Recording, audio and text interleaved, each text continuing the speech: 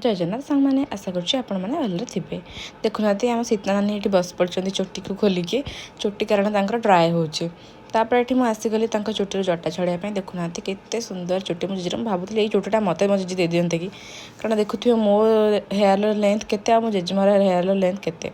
तापर ये बस पड़े मो जीजी टी सुंदर कर सजाइए देखुना मो जीजर कि हस। तापर ये आम जेजेमार नातुणी गप चलला से भितर मुझे भाविली जीजी चुट्टी में कौन बनइबी एत लंग हेयर अच्छी मुझे कौन बनइबी भावे भी मुंड को आइडिया आसला हाँ मुझे गोटे बेणी जीजर बनाए देखे केते लंबा पड़ुची।